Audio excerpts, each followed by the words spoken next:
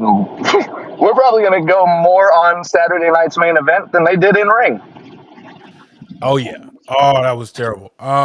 So this is a episode of West Coast Weekly.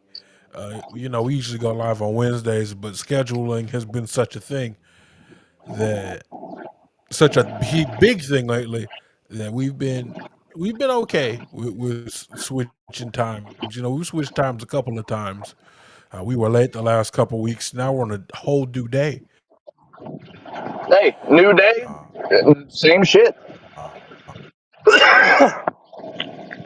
Shit, new day. So for Saturday night main event, we had commercials with the side of wrestling.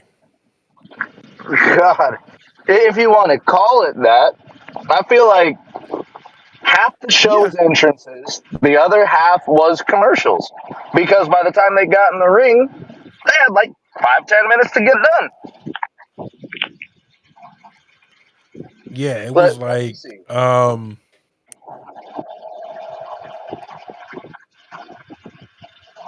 go ahead. Oh, I'm gonna look up the cage fight because I want to know how long these matches went. Oh no, the matches were incredibly short. It was almost like let me hurry up and finish so we can go to commercial. Dude, or let me hurry up and finish so we can.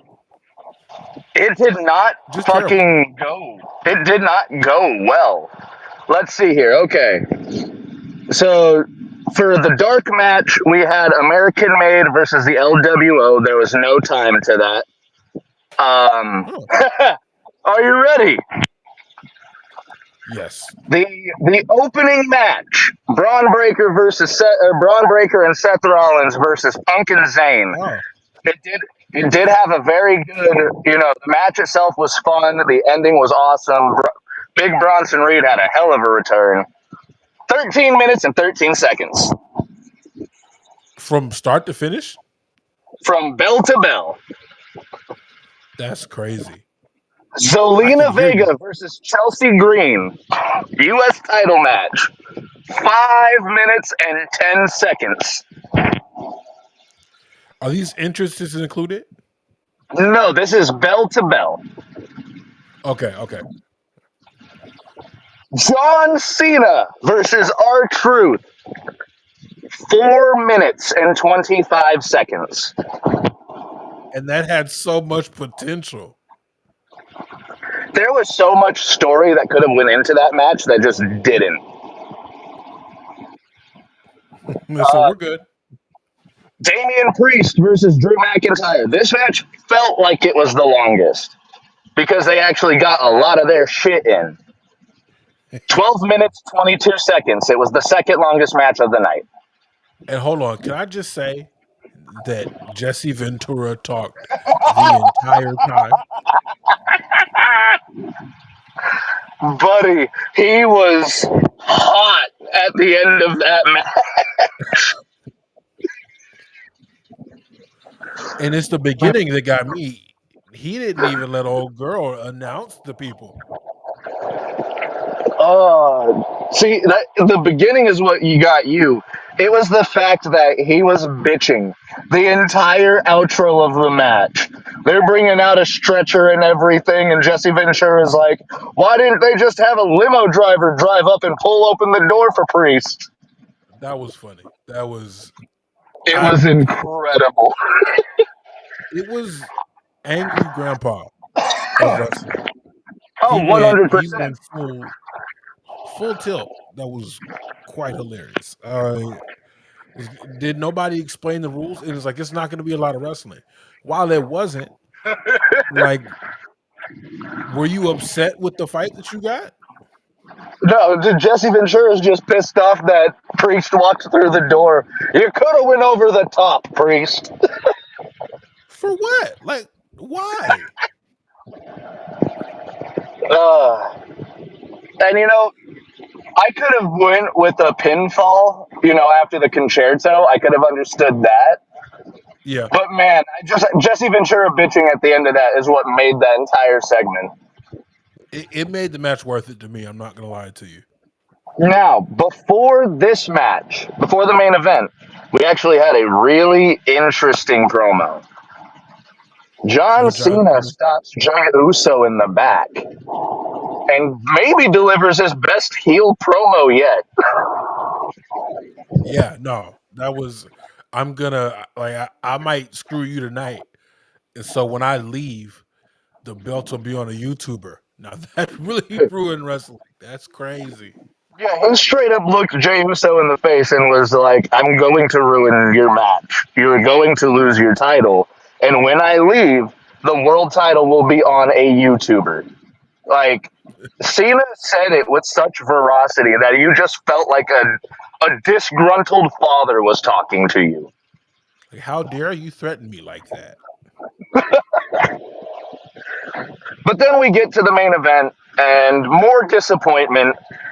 This match didn't even go 10 minutes bell to bell. Jey Uso versus Logan Paul went 9 minutes and 46 seconds. And it felt all of these matches, we had 2 hours for Saturday night's main event. Somehow, 5 matches felt rushed. All of them. All 5 of them. The only one that felt like it had a legitimate ending was the Seth Rollins Braun Breaker versus Sammy and Punk. Like that one was the Well, only one that didn't feel like it was rushed. The ending, at least. I mean, that was a screwy ending too. So But even like the Cena and Jey Uso, like it felt like they had to try to hit their cues really quick at the end, just so that Cena could get the run out. It yeah, it was just not a good wrestling show. It was not a you good sports entertainment show. it kind of felt like a missable episode of In Your House. Yeah, you It was like probably would have gotten more enjoyment watching probably Superstars or Main Event. honestly, it was just a show to advance a story narrative. Really, two only two. Just it was cool to see um the Damian Priest and Drew McIntyre thing get wrapped up so nicely, but that could have been a SmackDown main event. Yeah, you could have built that up for SmackDown. I mean, how long until we get the Money in the Bank? 2 weeks. I think in 2 weeks, yeah. So you could have saved I that wouldn't have for. Go ahead. I wouldn't have done that at Money in the Bank. That just would look weird. It's like it's briefcases and a steel cage up there. Okay, yeah, I feel you. Too much shit up there. It's like who do they think they are? AEW? But yeah, it just was not a good show, man. It All of wasn't this could have enjoyable. been main events. Like mid card to regular TV main events. Mm. It felt like an episode of Raw to me, honestly. And with how short the matches were, probably would have had as much, you know, in ring action. Let me see real quick. We've got 13 plus 5 plus 4, so there's 19 plus 12. We've got 31. We have 40 minutes of in ring action on a 2 hour show, Shug.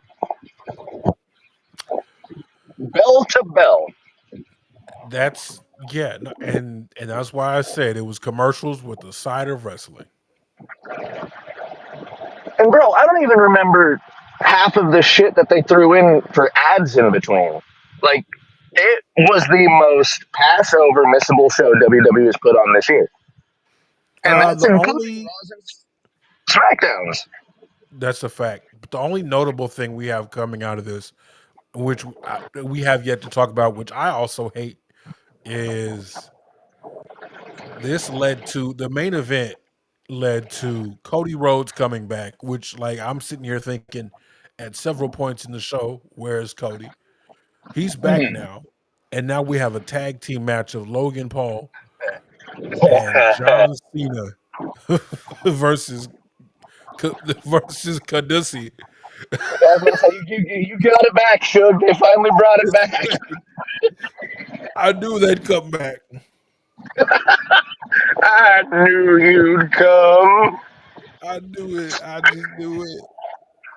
But that brings up my next gripe, my next bitching point, my next cornetism. Why in the fuck are we having Money in the Bank with neither world title on the line? Neither. I'm sitting here thinking it's a very convenient, you know, this is a very convenient place to have both the main titles at Money in the Bank. I hope they don't blow the briefcase this year It because just, you have John Cena and Jey Uso in the same place. I mean, look, if we get a moment where the men's Money in the Bank winner just runs down during the match and looks at both of them like they do the double clothesline, someone Okay. comes out. It has to be a heel. It has to be a heel. Yeah. Comes out with the briefcase and looks at Cody or looks at Cena, looks at Jay, and then does the whole I'm gonna pin one of them. He kicks out. I'm gonna pin the other. He kicks out. And then you get fucking Logan and Cody come in, kick their ass out. They become a non-factor. But give us that moment that night if we're doing no fucking title matches on the card. Yeah. And then just have it not count for whatever reason. Yeah, like he didn't cash in. He didn't fulfill the contract. He ran away with it afterwards after getting his ass kicked out of the ring. Yeah. Because we have two belts for a reason, not for them. Because now I'm nervous. Because now what if John I Cena don't want challenges another Jey fucking Uso? unification, dude.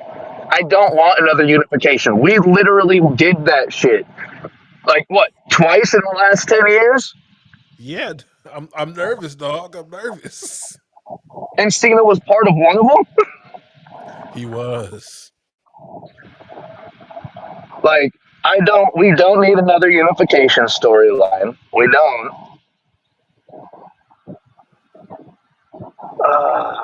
It's just so confusing. The booking of it was so confusing. And I'm gonna bitch about booking coming into this fucking AEW show in a minute, but Oh, I believe it. But while we're here, we go ahead and pull out these notes here for this Battleground show, which was a very interesting show this weekend. so what matches were on the card? I know it was Oba and Bourne. It was Trick and Hendry. I don't know who else was on the card. Stephanie Vaquer versus Jordan Grace.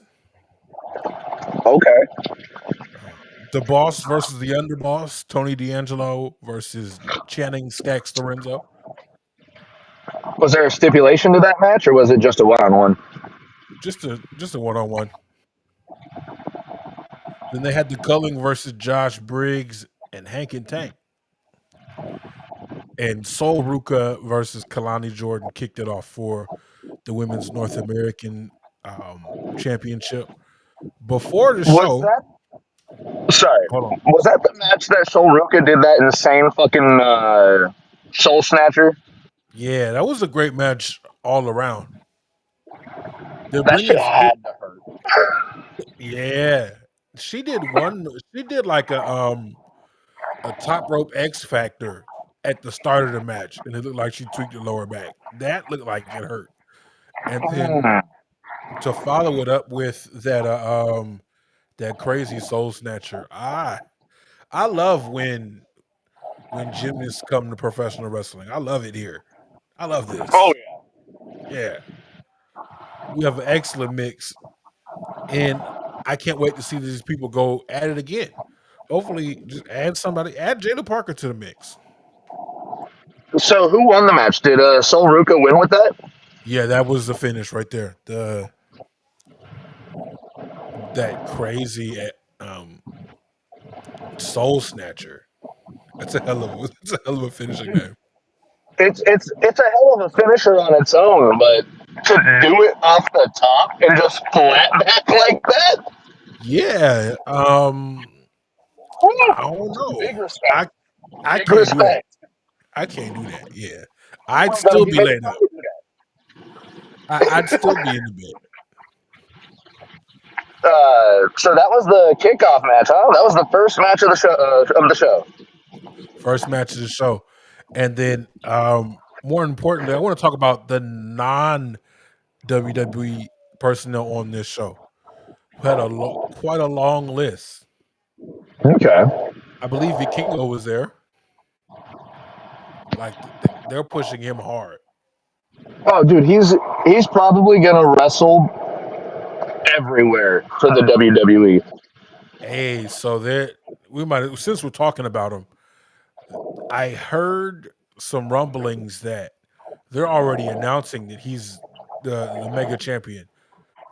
They have a show this weekend. Um, it's going to be Vikingo versus El Patron, and they're advertising Vikingo as mega champion in Los Angeles already. So they might have already botched the presentation. I don't think they botched the presentation. I think WWE hates Alberto El Patron.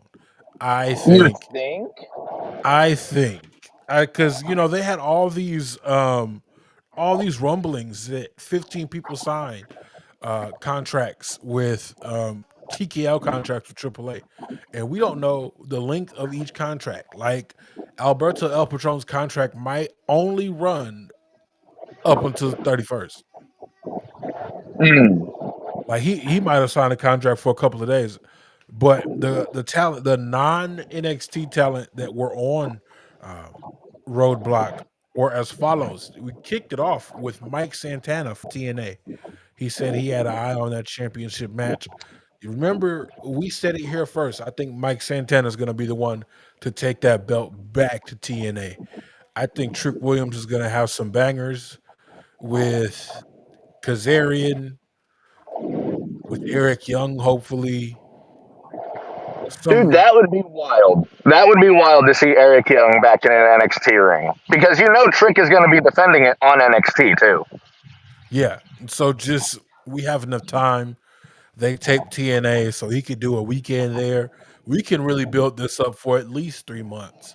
But I Yeah, think because Santana. when's the next TNA show? I think they Would have a it be live episode this week.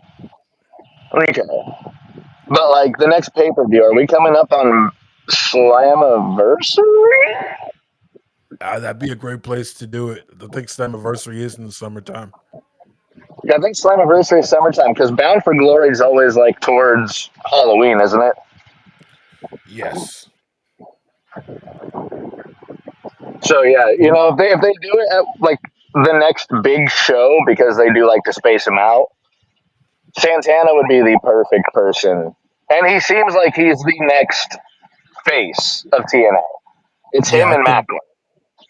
I think the torch was more successfully passed to Santana than Macklin actually. Mm-hmm.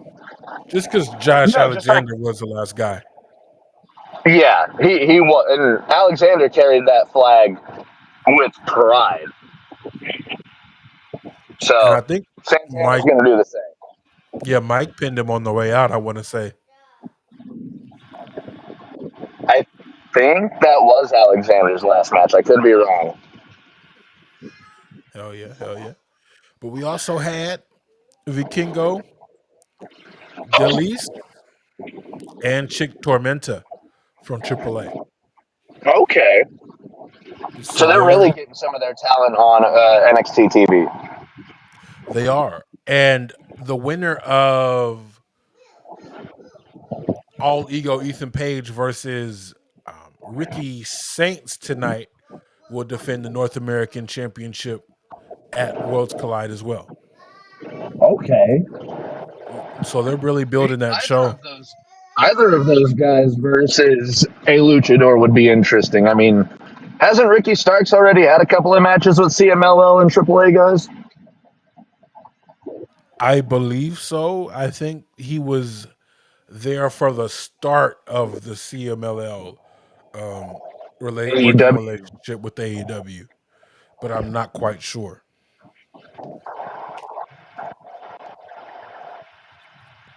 And then after, so that was announced on the show.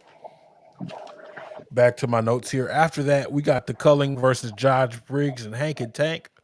Um, these next two matches were really for the weekly NXT watchers. Um, they were telling stories that I don't necessarily remember.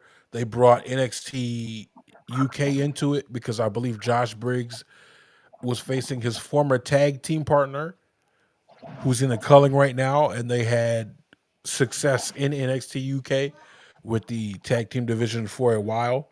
Um, but ultimately, the culling cheated, and Josh Briggs' old partner Yokishi Inamori came back from Noah and Okay. helped them win the match. I really enjoyed that team. It was just the heavy hitters, dude. Yeah, and They were just gonna hit you. I can't wait until they turn heel on Hank and Tank and we get that match. Bro, okay, so Hank and Tank, I only saw of them because I don't watch weekly product, but I didn't know about them until their title match on the last takeover. Stand and deliver. Yeah. And those boys really impressed me. I love their energy, and boy, do they move like just a bunch of bowling balls. Oh yeah. I'm gonna throw So, my body at you. so those two versus, and Briggs has already shown he's a hell of a heavy hitter. I don't know Oh why they yeah. haven't used him because that boy can work.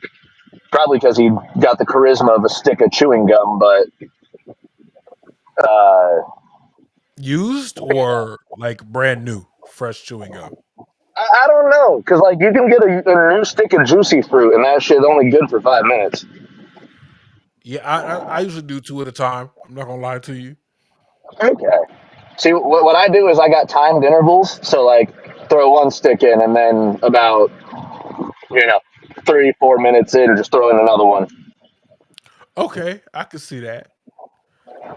I might have to do that. Like this piece is halfway through. Let me re up on flavor right quick. Revive it. Revive that flavor. But I'm not sure what the culling is doing. I'm not sure what they're doing with Sean Spears. Okay, I was Hopefully, about to ask. I was about to ask you to remind me who the culling were. So that's Sean Spears' group, right? yeah, It feels like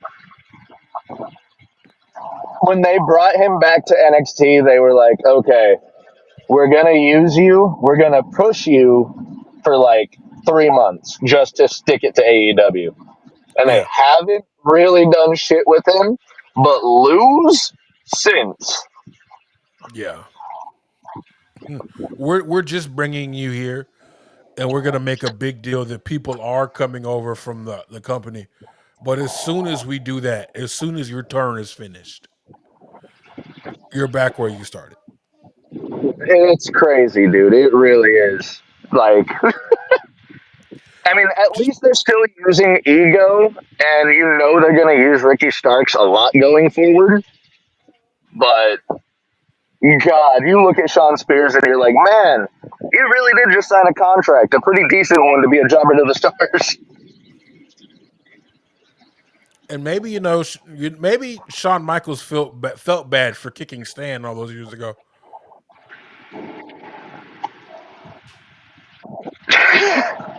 That's all I Uh, got. Like it's like okay, you need a job. I felt bad because everybody figured out you were Stan.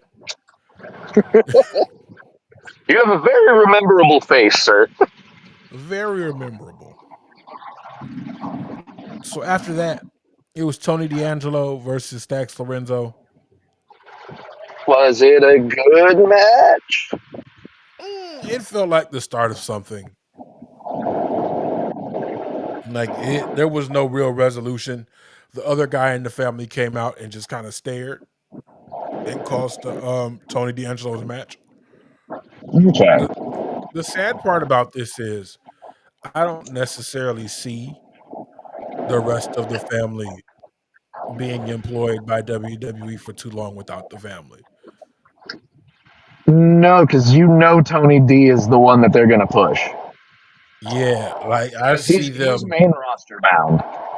Yeah, I see them making a making a real short trip to TNA.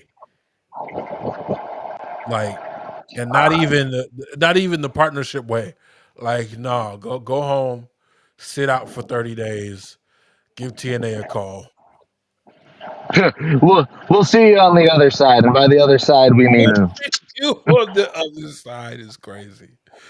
we'll see you on the other side. We'll bring you back for the Rumble. Yeah, but you're just gonna be they're gonna be paying you now. They're gonna worry about that. We don't we don't we don't think you're worth the money, but our partner might. You're not on our time sheets, but you can go over to the sister company. And like you could even come over from time to time, That's it's the same thing they did with Indy Hartwell. Just like, all right, Sometimes we'll need help. yeah, we don't have anything for you, but they might, and that might bring you back here on their dime. Just just reminds me of the goddamn Kurt Angle with Kevin Owens and Sami Zayn. Well, what are we gonna do? Well, I hear TNA is hiring. I remember that. And that and it was a joke then. Now it's actually serious. Because we've gotten the Hardy Boys back, we've gotten Elijah back pretty soon. We're gonna see Indy Hartwell show up for it. She'll probably be an evolution. Dude, when they brought Elias back as Elijah, I saw a meme on Twitter, and it's just Kevin Owens in a fucking psych ward. Oh yeah, I think I shared that. Honestly, I did. You mean to tell me he has another name now? Kevin's Another just one? sitting there. He's just sitting there in recovery, going, "I'm gonna kill this motherfucker. I'm gonna kill him." Ricky, when I catch you, Ricky. And then after that, we had the match of the night. Um, Stephanie Vaquer versus Jordan Grace. So two things here. I love how Booker T has turned the entire NXT audience into a bunch of horn dogs because they were excited Full for blown gooners, bro. just the audience of Gooners. He had the audience excited for the I don't even know what she calls it, but y'all know what I'm talking about. The face plant gimmick, Yeah, the face plant of Zoom. And the first which time, that move falls into the same category the Roman Reigns fucking clothesline in the corner falls into. It's just so hokey. yeah. So she goes for it the first time, and Jordan Grace is smart enough to roll out of the ring and then strong enough to pick her up and throw her into Booker T. And Booker T was flabbergasted. And it garnered the first of two Booker T chants that he got on commentary.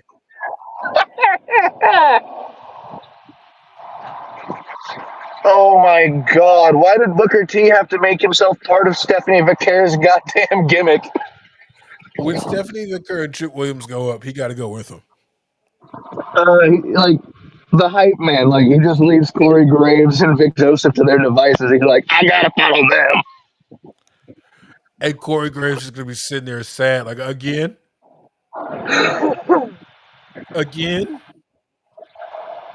I get left out here by myself again. Again.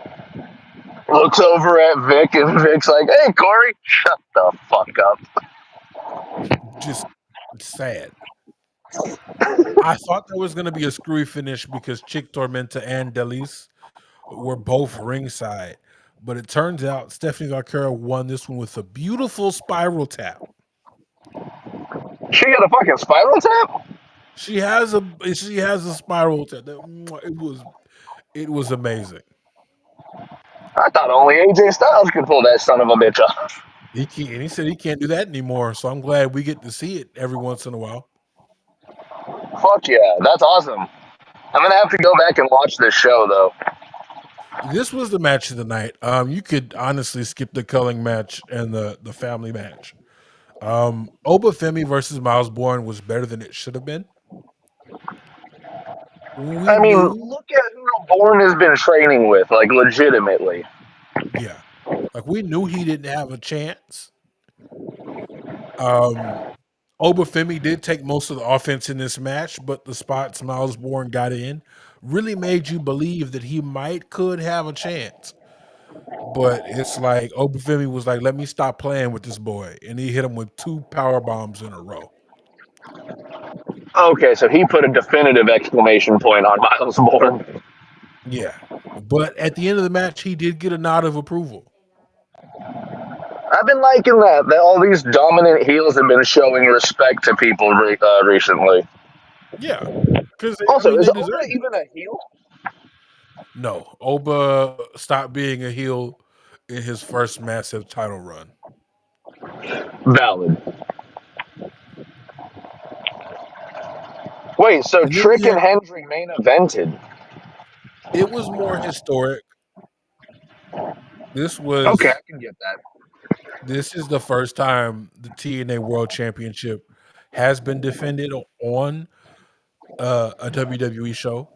It's a world championship and not just NXT championships. So I wouldn't I would akin it more on the level of the world heavyweight championship. And I mean I would just yeah, the world heavyweight championship. I wouldn't hold it to the WWE Universal Championship. Yeah. Yeah. So it was a pretty back and forth match. It looked like that Joe Hendry might have hurt himself somewhere in that match. Well, he was hurt going into the match, wasn't he? Like he's been hurt. Yeah, I think quite a few people are working hurt right now. Um, it's the wrestling business. I wouldn't put it past a lot of people. Mhm. So he was visibly slower. They went out to the outside, and I think he took either a bump on the ring apron or the ring stairs, and it really slowed him down for the majority of the match. Trick tried to cheat, and he brought the belt in, and then he ended up hitting a move onto the belt accidentally, which isn't a disqualification, and he hit a Trick knee for the win. We didn't lost Matty. Well, we still got 15 of y'all. Uh, he's back. No idea what happened. I don't know either. What's the last thing you heard? You just got to the part where Trick Williams did the face buster onto the title. Oh, yeah, facebuster under the title. Then he hit a trick knee, and he won clean. Also, my boy hit a spinneroonie in this match Oh hell to yeah! Did he hit a scissor kick too? trigger. He did. He did. He hit. It wasn't the prettiest scissor kick, but he hit a scissor kick. Um, so that was the end. That garnered the second Booker T chant of the evening. Man, Booker T was popular last night. Yeah, he was. Were they anywhere specific or like was it in Texas? This was in Tampa. Okay, okay. Right, yeah, I mean, I'll And take Booker it. T just go. I'm sure he'll take it too, you know? Oh, dude, he's one of those old Carney types. You know that he'll take a pop anytime he gets it. Oh, yeah. And they should send Trick Williams and Booker T over there together to TNA together. You know what? I actually like that idea because not only does it bring Booker T back to TNA for the first time in like what over a decade, but yeah, that'd be cool as hell, man. You have a former NWA, excuse me, I don't know, he wasn't NWA, he was had the TNA world champion. I think he won the TNA World Title. He brought the Legends title in. Well, he didn't win the NWA championship. The only so far, I think the only black NWA champion is It's truth, I our think. truth. Yeah, Moose never won it, right? no, because the NWA association ended w- in a match like right before there was a match with Angle, Sting, and Christian. Oh yeah, that's right. Because that's when they ushered in the first ever TNA World Title. Yeah. So we hit those points. Shout out to all 15 of y'all that are hanging out with us today. What happened with Double or Nothing? I know the winners of the Owen belts, but I So have it, it was a good show. It's time for me to get a little grumpy old man about a few things. But yeah, we kicked off with Mercedes versus Jamie Hayter. We actually bookended the show with the Owens finals matches. I like that. So I liked it too. I think Jamie Hayter should have won this match, but Mercedes goes over Jamie Hayter. It went 21 minutes. It felt like it went 35 minutes because there was times where it felt slower than shit. Mm, But it was yeah, a good match. It was a good match. Both of these women, they fucking had really good chemistry together. But I just feel like Tony Storm and Jamie Hayter, it's got the story there. You know, I don't think Jamie Hayter's wrestled Tony Storm since she lost the title to her. So there's a big story there, but you know, Mercedes cut the promo at the media scrum that the whole reason she came to AEW was to wrestle Tony. It was it was good. Did you see anything from that match, Shug? I have not. The plan is um to have my little lunch and go get me some groceries and come back and watch it when I get home. But yeah, I've been. I saw The the show main as event. a whole was good. The show as a whole was really really fun, Okay, but that always comes with AEW pay per views. They're always really fun. facts. Um, Going on to the next match, also incredibly fun.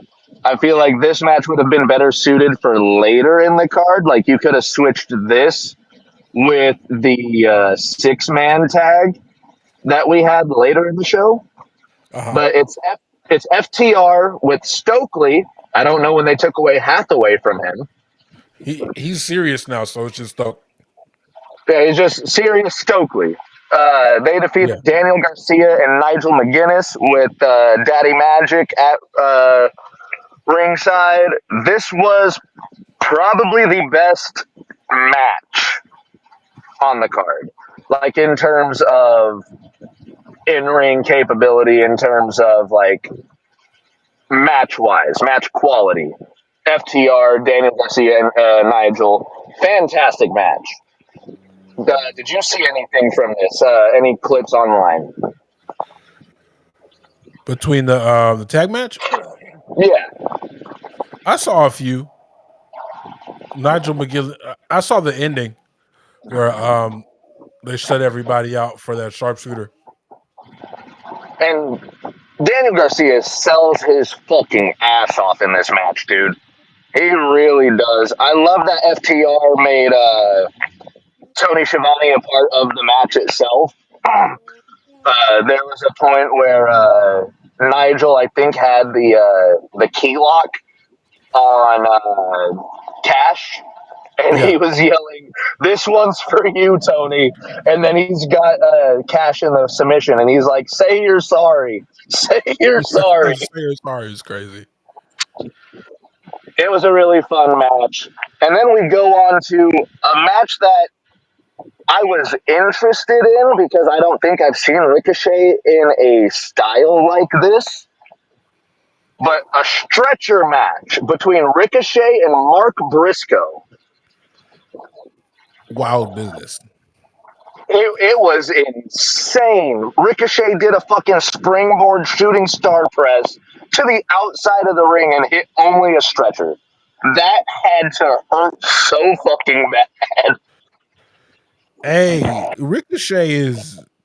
I hope they're paying him well because the bumps he's been taking since he's coming to AEW have been crazy.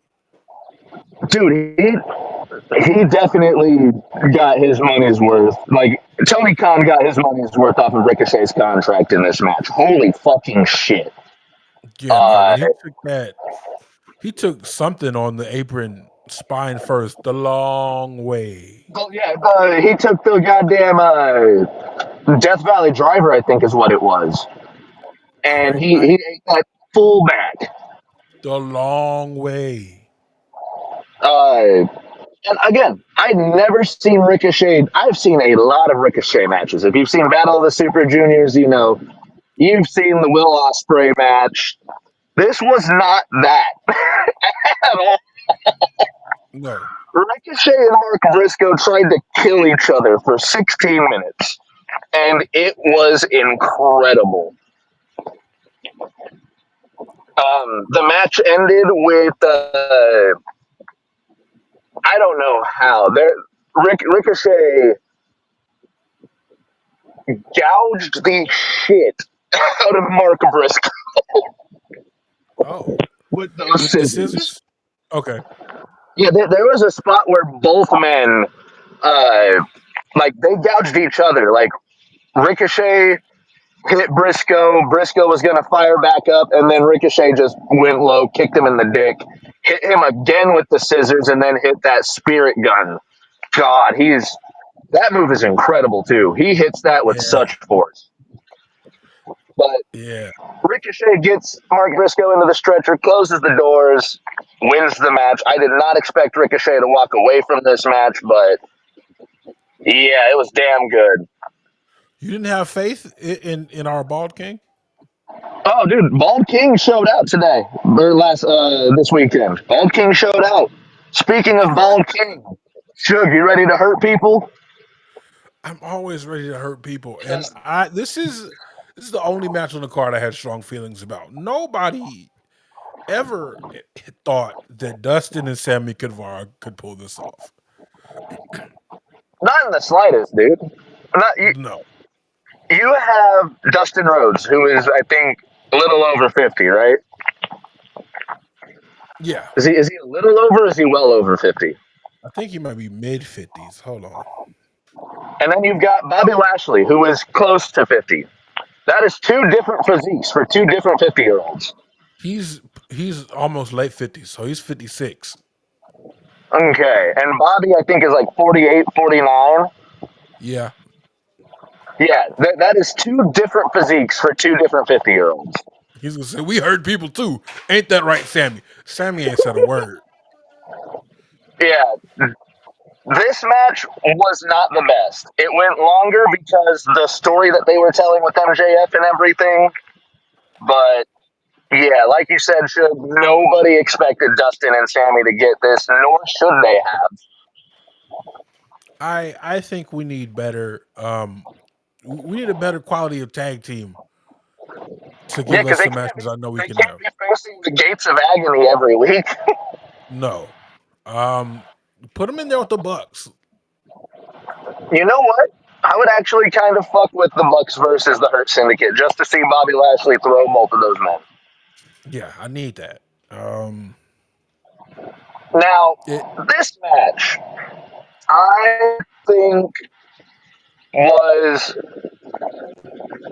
it fit for what it was supposed to be. You know, you want Okada to get his win before going probably against Kenny Omega at All In. yeah. But man, I feel like you're putting Speedball down way too quick. 16-minute match. Okada defeats Speedball. The match was fantastic. The way the match ended with, The and drop kick. I only know it as the Crunchwrap Supreme, thanks to Alex Zane. But yeah, Mike Bailey going for that shooting star knee drop thing that he does, getting caught perfectly with a fucking drop kick. Like, I don't think Okada could have timed that better. Yeah, no, that was amazing. Why is it called the Crunchwrap Supreme again? Because Alex Zane is a stoner. I Ah, don't know. But I don't know what Mike Bailey calls it. I wish I knew what he called it. isn't it But Ultimate Weapon?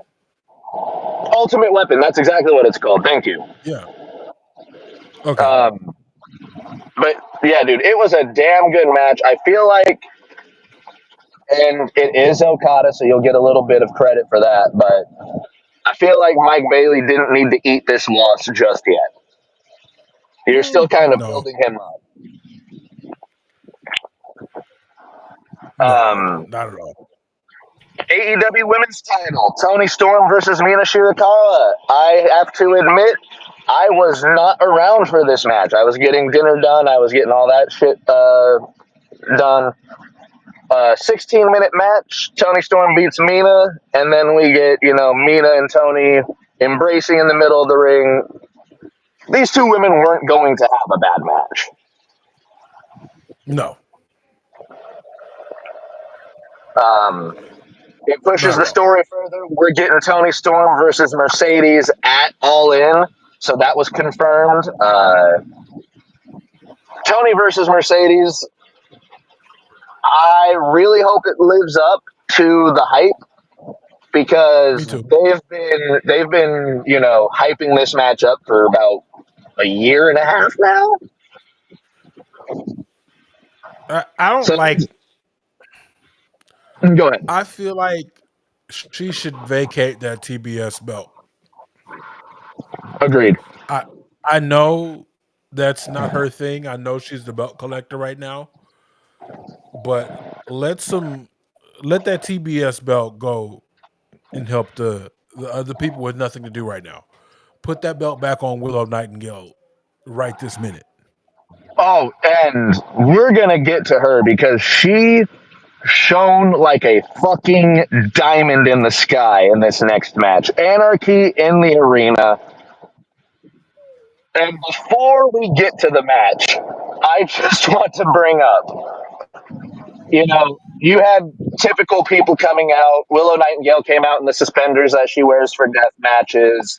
You had Kenny Omega coming out as Captain America.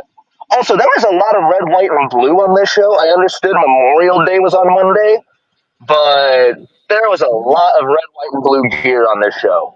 Was it Captain North America?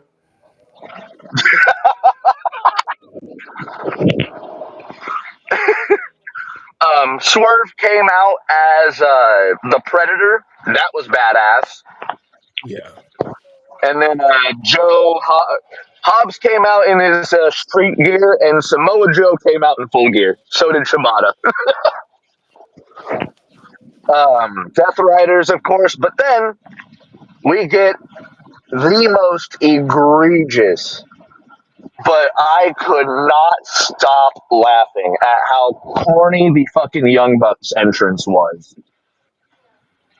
We had a The full founding blown fathers. four score and 6 years ago fucking from Justin Roberts. I could not stop laughing. Them coming out with flags of themselves on it, the fucking Mount Rushmore with them twice. I I was rolling, dude. I was fucking rolling. And the fact that the colonial fucking flute music was continuing as the intro to the match was starting. You know how Anarchy in the Arena always has music playing. For the Yeah. first 5 minutes of this match, it's being accompanied by colonial flute music as if there's a marching band going beyond this match.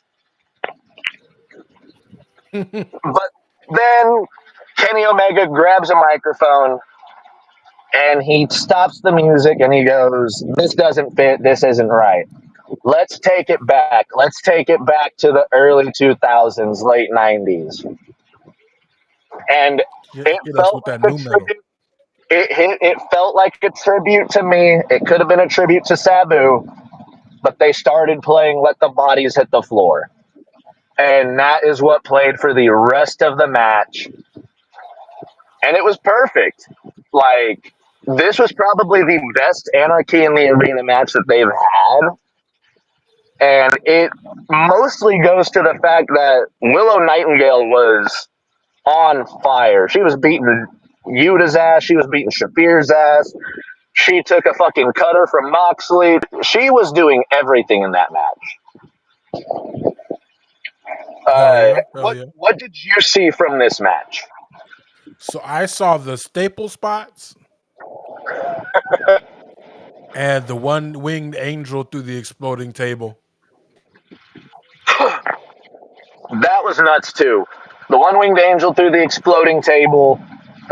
Did you know Swerve has a new shoe? I do. It's a Reebok Allen Iverson. Yeah, that the shoe looks really nice. It looked even cooler with some thumbtacks on it whenever he did the swerve stomp onto Nicholas. That is a whole hell of a lot of nice product placement. You know, hey, Oh yeah, see this shoe? I'm about to put in this man's chest. You too can buy this shoe. Not with the you too tax in can it. make your you too can make your fucking enemies look like bitches. Yeah. But yeah, no, Swerve taking that staple to the tongue. I have only ever seen one person take a staple to the tongue in person, and he did it for a bet.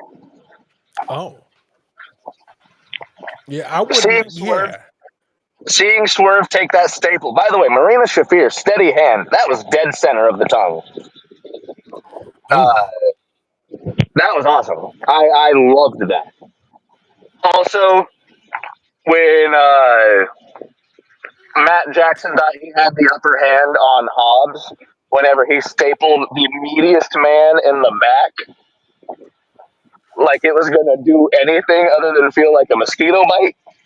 Yeah, no, you're just gonna piss that man off.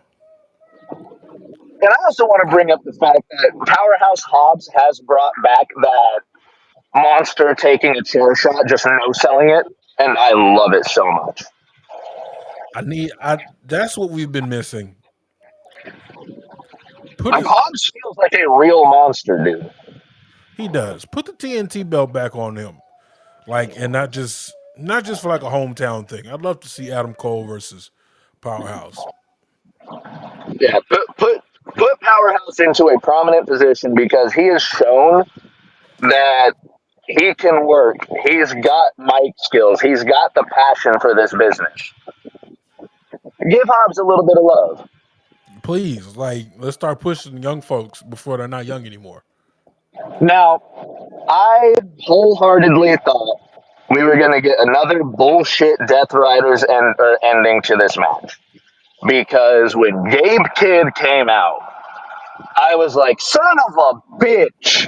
So not only did they bring Gabe Kidd in, someone that everybody's going to love immediately, but they put him into the vortex of the goddamn Death Riders immediately. Right. And his whole thing is he hates AEW. So why the fuck's he helping the Young Bucks? It that made absolutely no fucking sense.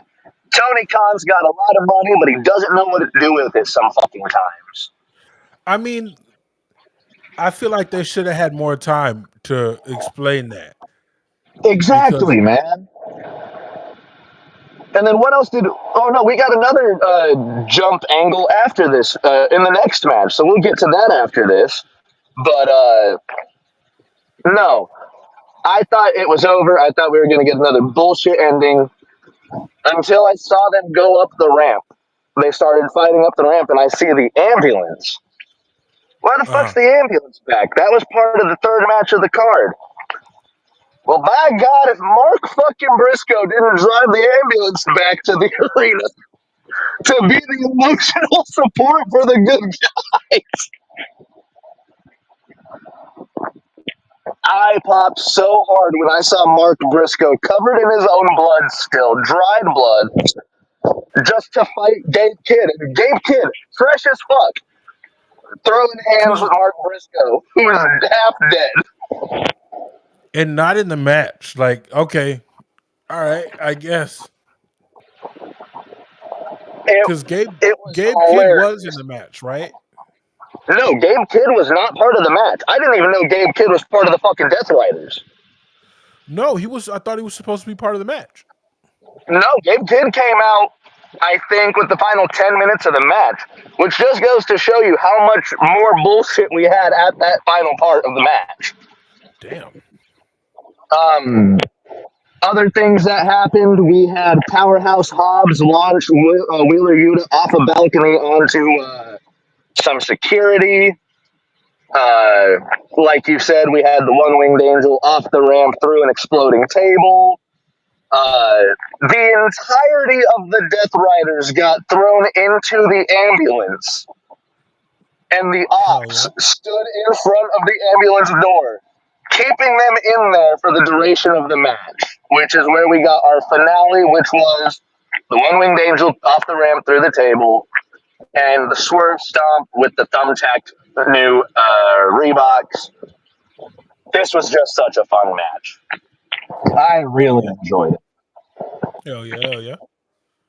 But like all Anarchy in the Arena matches, it went way too long. 35 minutes. Almost 40 burger. That was about And as then, much wrestling that was on the Saturday night main event. yeah, we have two matches on this card that almost surpassed the entirety of Saturday night's main event. But we had one piss break match in between. And yes, I'm calling it a piss break match because this isn't the Undisputed Era from 2018. And yeah, I love the Don Callis family. I love the parts of it. I don't like the story to it. AEW has a weird thing with bad factions. 100%.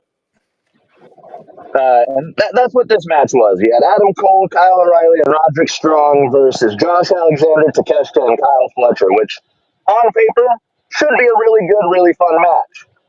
This didn't really feel that way to me. That's an It could opening be, match. yeah, it's an opening match for the show. Or again, you could have switched this match with the FTR, Daniel Garcia, and Nigel McGuinness. I understand what the purpose of this match was to bring the heat down from Anarchy in the arena, but you're not telling me that FTR, Daniel Garcia, and Nigel McGuinness can't work a slower paced tag team match. Yeah. Uh, Just bad booking. I see it because the the six names involved are amazing. Oh, absolutely. Even if like what's the name of the group now? The The Paradox? Paragon. Yeah, the Paragon. Whatever. The Paragon. The I para didn't something. know The we were playing Paralympics. Diablo. Just para something. Um, they're a they're a lot slower, a step slower than they used to be. I'm not gonna say a lot, but most definitely a step slower than that fresh NXT. Um, Again, what was dude, it?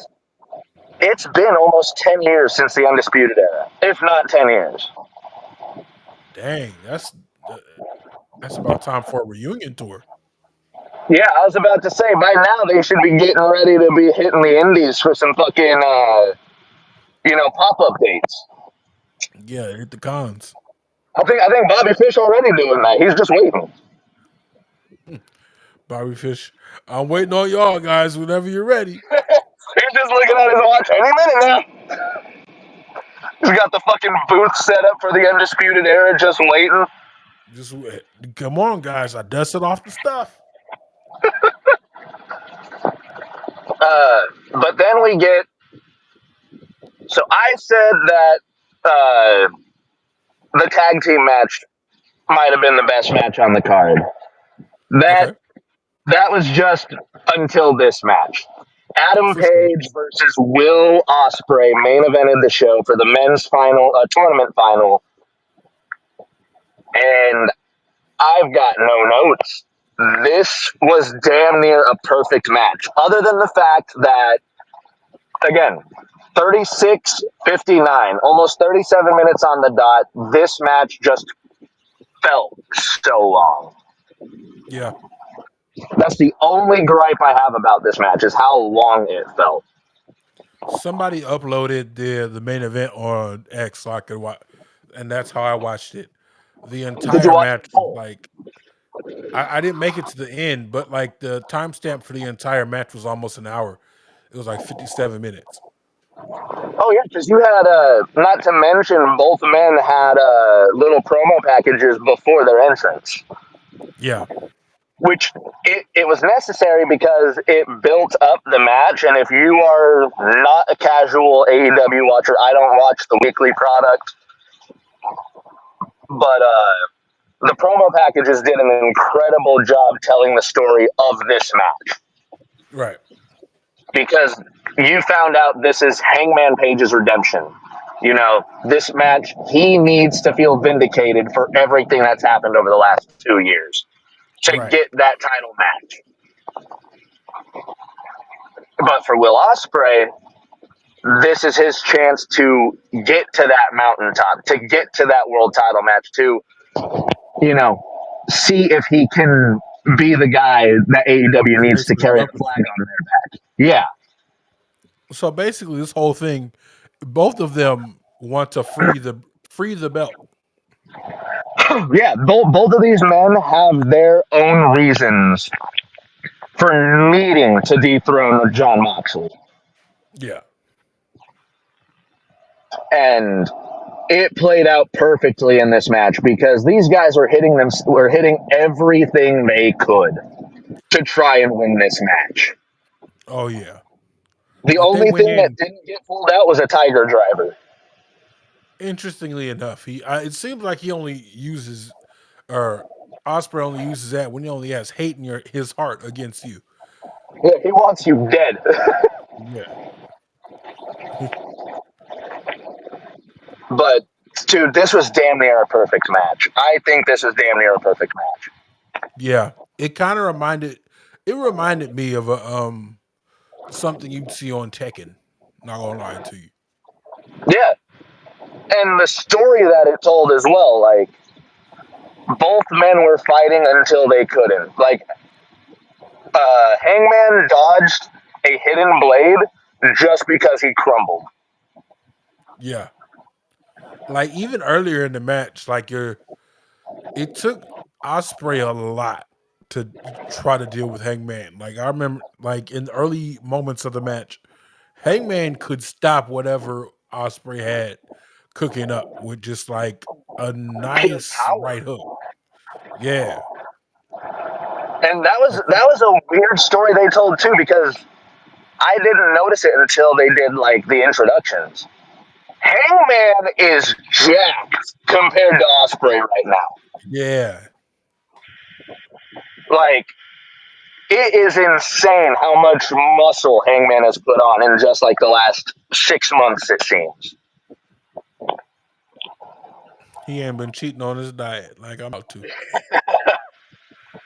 it it was nuts. This match was incredible, and again, all it took was one mistake. They decided to. And I love that Will Ospreay has been doing this. It doesn't matter who he's doing it against, but he's like, you know what? Best shot. I'll give you mine. You give me yours right now. And he lost this time. Jaw couldn't take it.